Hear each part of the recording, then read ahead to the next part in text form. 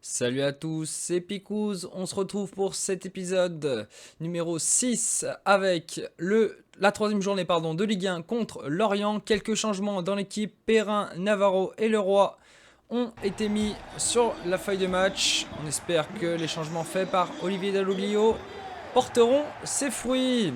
Allez, c'est parti dans ce match. Et Lorient qui essaye de se montrer dangereux d'entrée de jeu. Attention, c'est bien récupéré par Ferry. Ferry qui donne à Koza. Koza qui donne à Savanier. Savanier qui cherche une solution avec le Roi. Le Roi qui se projette bien. Le Roi qui donne sur le côté gauche à Navarro. Navarro qui redonne à le Roi. Le Roi qui essaie de trouver dans la profondeur. Savanier! Oh, c'est très bien joué. La passe de Leroy est millimétrée dans la profondeur pour TJ Savanier qui n'a plus qu'à pousser le ballon au fond des filets l'orienté. Paul Nardi ne pouvait rien faire. Allez, c'est une très belle construction d'attaque. Les défenseurs l'orienté ne sont pas montés sur les porteurs du ballon à chaque fois. Et derrière, ça offre des possibilités. Olivier Dalloglio est très content. Le début de match se passe super bien. Et Lorient qui récupère le ballon avec Bouril, qui essaie de trouver une solution avec Abergel. Abergel qui essaie de se projeter vers l'avant, qui manque de solution. Et attention, c'est bien taclé, ça va être récupéré par Wai. Wai qui va sur le côté droit. Nordin, qui s'élance. Nordin qui se présente face au gardien. Nordin qui fixe pour Gaëtan Perrin. Et le deuxième but. Quelle belle fixation d'Arnaud Nordin qui donne un ballon. Parfait, un ballon donné pour Gaëtan Perrin qui n'a plus qu'à mettre le ballon au fond des filets. Et l'ancien Auxerrois qui inscrit son premier but sous les couleurs de la paillade, les couleurs montpelliéraines. Ah, c'est très très bien joué, la fixation de Nordin, Nardi qui monte sur Nordin et des derniers moments il fait sa passe, la passe PES comme on l'appelle, et Gaëtan Perrin qui conclut l'action. Ça fait 2-0 avant la 20e minute de jeu. Et c'est reparti. Lorient qui essaie de se montrer de suite opportuniste. Mais Koza qui récupère bien, qui la donne à Leroy. Leroy pour Ferry. Ferry qui va tenter de se projeter avec TJ Savanier. Savanier qui balance en profondeur pour Gaëtan Perrin. Gaëtan Perrin, le beau contrôle de la poitrine. Gaëtan Perrin qui se présente face au gardien. Ça rebondit, le but! Et la seconde chance pour Gaëtan Perrin était la bonne. Sur l'engagement, Gaëtan Perrin vient inscrire son doublé. Et ça fait 3-0 pour Montpellier. C'est une démonstration au stade de la Mosson. Incroyable. Ah, c'est incroyable. Ah, la passe est très bonne, hein. Son contrôle poitrine est très bon. Il shoot une première fois et ça lui revient dessus.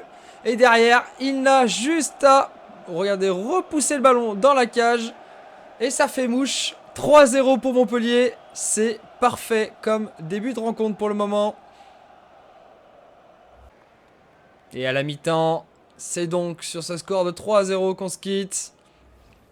On se retrouve très vite en seconde période. Il s'est passé moins de choses. Et Lorient qui se montre dangereux avec Henry. Attention, bel arrêt d'Omelin pour Souquet. Souquet qui relance sur Gioacchini sur le côté droit. Qui trouve Ferry central. Ferry qui va jouer avec Cabella. Cabella va essayer de se projeter. Il la donne à Chotard. Chotard qui essaie de trouver une solution. Il joue sur le côté gauche avec Gaëtan Perrin. Gaëtan Perrin qui va centrer. Le centre est parfait pour Rémi Cabella. Quelle reprise de Rémi Cabella. Le centre de Gaëtan Perrin est très bon. Et Rémi Cabella qui nous gratifie d'une reprise de volée incroyable. Il inscrit donc déjà son deuxième but en Ligue 1 avec Montpellier cette saison. Mais quel but et quelle domination de la part de Montpellier qui est en train de réaliser un très très gros match, hein. Et ouais, regardez, le centre est parfait. Oh, et la reprise, elle est parfaite. Pied gauche. Et elle va dans le petit filet de Nardi. Pop, pop, pop. Parfaite. Elle est tout simplement parfaite. Et Montpellier qui est en train d'assurer une belle victoire aujourd'hui. Et attention, il reste quelques minutes de jeu. Chotard qui se projette vers l'avant. Et c'est terminé. C'est terminé sur ce 4-0. Montpellier retrouve le goût de la victoire à la paillade grâce à un très très gros match de son équipe. Gaëtan Perrin a été très très bon aujourd'hui. Et oui, on voit but de Savanier, doublé de Gaëtan Perrin et un but de Rémi Cabella dans cette seconde période. On va voir les stats du match. Alors, et ouais, Montpellier qui domine, hein, largement dans tous les domaines. Il n'y a pas photo. Et au niveau des notes des joueurs, et Gaëtan Perrin, 10 de notes, 2 buts, 1 passe. Omlin, 10 de notes. Savanier, 8-9. Leroy, 8-4. Ferry, 7-5. Cabella, 7-3. Que des très bonnes notes, c'est parfait. Et on passe de suite avec ce match face à Lille. Avec quelques changements. Sambia et Estève sont rentrés dans la composition. Cabella aussi a demandé à jouer. Donc quelques petits changements. Ristic a retrouvé sa place, lui, par contre, sur le côté gauche, pardon, tout comme Mavididi. Allez, on se retrouve au stade Pierre Mauroy pour cette rencontre contre le LOSC. Et Ferry qui donne le ballon à Cabella. Cabella qui essaie de trouver une solution. Attention, c'est bien défendu. Selic qui récupère le ballon et qui va dégager. Et la récupération de Benjamin André. Benjamin André qui va se projeter, qui essaie de trouver une solution avec Modeste. Modeste qui donne en profondeur pour Xeka. Xeka qui est tout seul sur le côté droit. Qui va faire Xeka. Il repique central. Avec Xeka qui prend son temps. Qui la donne à Modeste. Modeste pour Sanchez. Et Renato Sanchez qui nous crucifie au bout d'un quart d'heure de jeu. C'est mérité pour le LOSC qui dominait en ce début de rencontre. Aïe aïe aïe. Et ça fait mal. Les Lillois qui scorent d'entrée de jeu. Et Zeka qui a pris tout son temps. Et derrière Modeste qui fixe, qui décale à Renato Sanchez. Et derrière le Portugais qui crucifie notre gardien. Et ouais. Elle est trop forte, il n'a pas le temps. Et Olivier Dalloglio n'est pas content. Il le fait savoir à ses joueurs. Et Renato Sanchez qui inscrit son premier but cette saison. Et allez, c'est reparti. Montpellier qui essaie de se projeter. Ristic qui le donne à Cabella. Cabella qui se projette vers l'avant. Cabella qui n'a pas de solution. Cabella, que fait Cabella? Il shoot pas, il garde le ballon. Et ouais, la perte de balle. Il n'avait pas de solution, c'est dommage.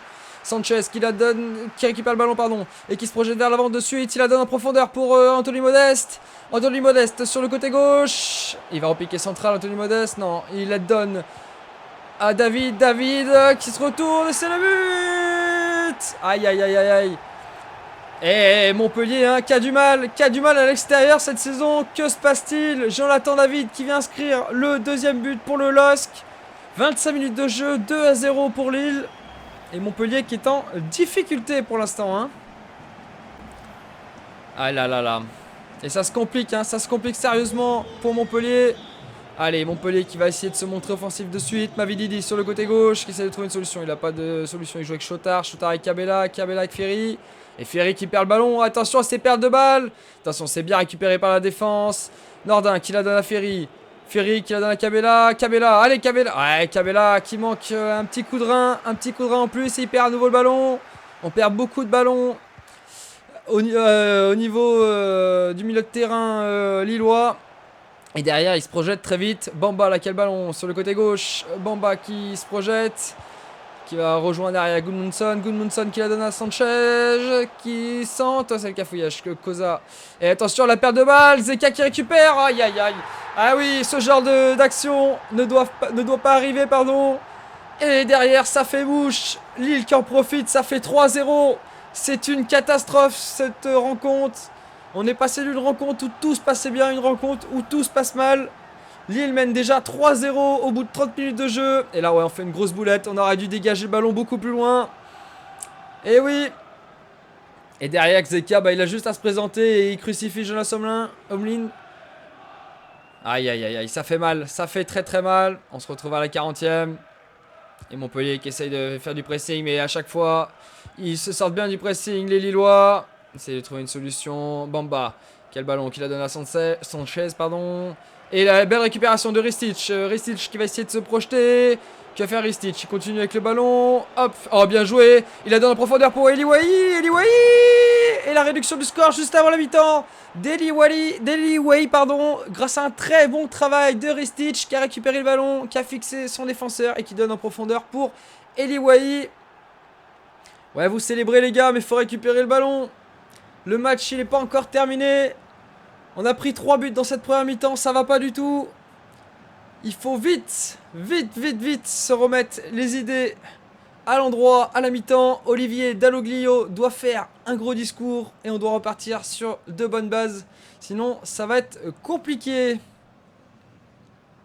Et bien évidemment, la mi-temps qui est sifflée juste après ça, sur ce score de 3-1. On espère que les Montpelliérains vont vite relever la tête en cette seconde période. Et on retrouve Ferry qui est avec le ballon. Ferry qui se projette bien, qui élimine un défenseur. Ferry sur le côté droit avec Arnaud Lordin qui se présente face au gardien. Retrait pour Eliway. Ouais, c'est contré, c'est dommage. C'était très bien joué. Gudmundsson qui balance en profondeur pour Renato Sanchez qui la donne à Anthony Modeste. Anthony Modeste, qu'est-ce qu'il va faire? Il va donner en profondeur. Il va la donner, pardon, à Jonathan David. David sur le côté gauche pour Jonathan Bamba. Bamba qui dribble le défenseur. Bamba, qu'est-ce qu'il fait? Rejoue derrière avec Renato Sanchez. Renato Sanchez qui se projette, qui centre. Et Anthony Modeste qui coupe la balle. Le centre était très bon, pardon. Et Anthony Modeste qui inscrit le 4e but lillois à la 63e. Et ouais, ça sent le roussi pour les Montpelliérains sur cette rencontre. C'est dommage. Les Montpelliérains qui jouent très bien à la maison. Au stade de la Bausson, ils sont parfaits. Mais dès qu'ils jouent à l'extérieur, c'est très très compliqué pour cette équipe de Montpellier. La preuve en est encore aujourd'hui. 4-1 du côté de Lille, ça fait très très mal. Et le match n'est pas encore terminé. Allez, on espère un petit redressement de situation avant la fin. Et les Lillois contre le ballon avec Jonathan David. Jonathan David qui est vraiment très dangereux aujourd'hui. Jonathan David qui essaie de trouver une solution. Qui joue tout là-haut sur le côté droit. Avec Benjamin André Xeka. André qui la redonne à Xeka. Attention, Koza qui défend comme il peut. André qui la récupère. Le centre pour la tête de... ouais, la reprise de Modeste. Anthony Modeste qui nous plante un doublé. C'est une humiliation. Et oui, ils sont où les Montpelliérains? Bah là, ils sont pas là. Apparemment, ils sont pas venus. Aïe, aïe, aïe, aïe, aïe. Ah, c'est compliqué, hein, c'est dommage. Montpellier ne joue pas mal, hein, mais dès qu'il y a des offensives lilloises, la défense craque. Et derrière, ça fait très mal. Et malheureusement, Jonas Sommelin ne peut rien faire. 5-1 pour le LOSC. Olivier Dalloglio est très mécontent. Allez, on retrouve les Montpelliérains avec Jordan Marié qui la donne à TJ Savanier. TJ Savanier qui va essayer de trouver une solution, qui se projette de suite. TJ Savanier Marié qui arrive quand même à récupérer le ballon. Marié qui essaye de trouver une solution avec Ferry sur le côté droit. Ferry qui passe, Ferry qui shoot. Et Ferry qui réduit le score. Et oui, pour le 5-2, le deuxième but Montpelliérain. Ferry qui va récupérer le ballon. Et oui, c'est normal, c'est normal. Il dit à ses coéquipiers, allez, c'est reparti. L'action est plutôt bien jouée. Marié, regardez, qui donne le ballon à Ferrier. Et là, Jordan Ferrier qui met une grosse accélération. Et là, shoot en première intention. Ça va directement dans la lucarne de Léo Jardim, le gardien lillois. Et ça fait 5-2. Bon. On va essayer de réduire le score. Mais bon, on sait très bien que ce soir, ce sera pas Montpellier qui gagnera le match. Hein. Et allez, on se retrouve de suite à la 80e. Gudmundsson qui a le ballon, qui joue avec Renato Sanchez. Qui la donne Anthony Modeste. Anthony Modeste qui va essayer de trouver une solution. Qui joue avec Onana. Et la belle récupération du milieu. Savani tout de suite qui prend le ballon, qui se projette. Attention, il la donne sur le côté gauche avec Mavididi. Mavididi qui va se montrer dangereux. Que va faire Mavididi? Il centre pour Eliway. Eliway qui est arrêté. Nordin a bien suivi. Parfait. Arnaud Nordin pour le 5-3. Il avait bien suivi. Léo Jardim qui sort la frappe d'Eliway. Et Arnaud Nordin qui était juste à côté. A bien suivi le ballon. Récupère. Et réduit à nouveau la marque pour le 5-3.